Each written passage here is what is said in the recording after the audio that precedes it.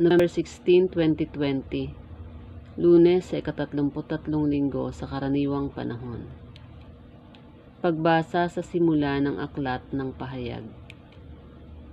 Ito ang pahayag ng Diyos kay Hesukristo at kanya namang inihayag kay Juan na alipin niya sa pamamagitan ng anghel.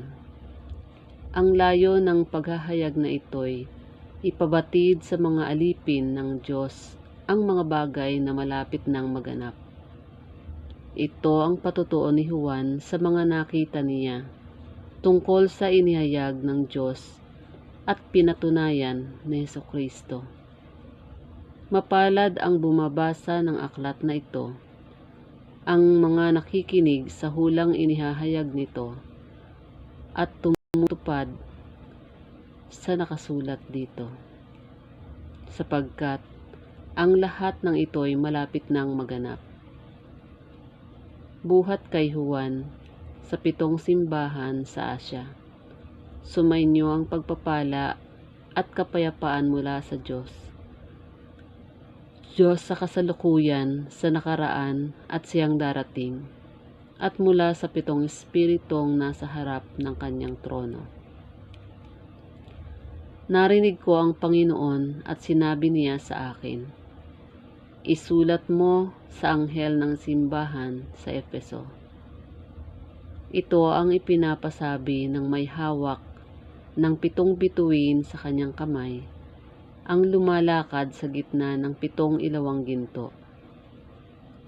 Nalalaman ko ang iyong mga pagpapagal at pagtitiyaga.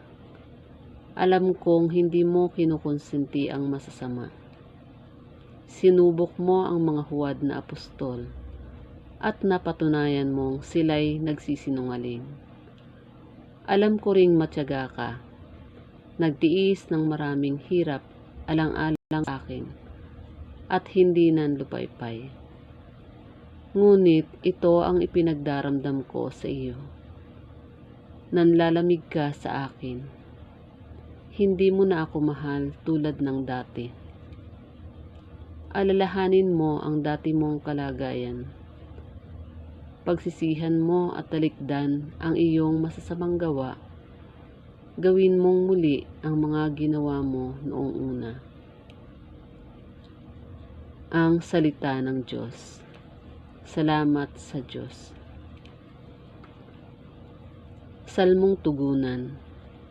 Kakain ang magwawagi sa puno ng buhay lagi.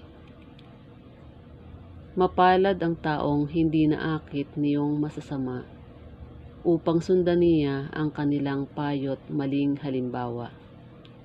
Hindi sumasama sa sinumang taong ang laging adhikay pagtawanan lamang at hamak-hamakin ang Diyos na dakila. Nagagalak siyang laging magsaliksik ng banal na aral.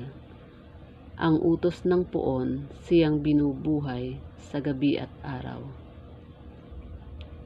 Kakain ang magwawagi sa puno ng buhay lagi. Ang katulad niya ay isang punong kahoy sa tabing batisan.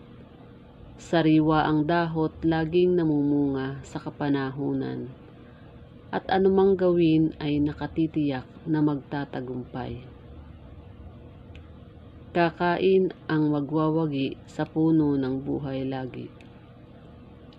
Ngunit ibang-iba ang masamang tao, ipa ang kawangis, siya'y natatangay at naipapadpad kung hangin umihip. Sa taong matuwid ay Panginoon ang siyang mag-iingat.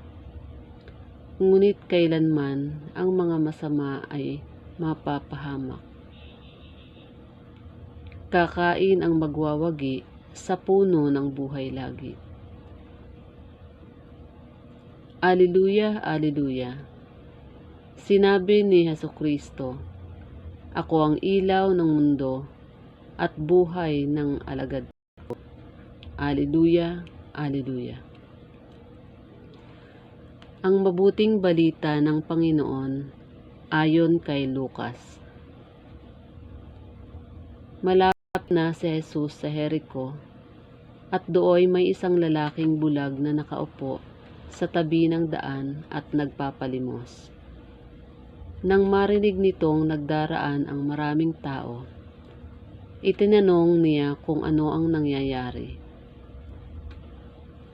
Nagdaraan si Jesus na taga Nazaret, sabi nila, at siya'y sumigaw, Jesus, anak ni David, mahabag po kayo sa akin.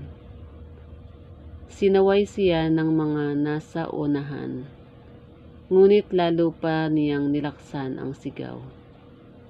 Anak ni David, mahabag po kayo sa akin. Kaya tumigil si Jesus at iniutos na dalhin sa kanya ang bulag. Inilapit nga ito at tinanong ni Jesus, ano ang ibig mong gawin ko sa iyo? Panginoon, ibig ko po sana'y manumbalik ang aking paningin, sagot niya. At sinabi ni Jesus, mangyari ang ibig mo. Pinagaling ka dahil sa iyong pananalig.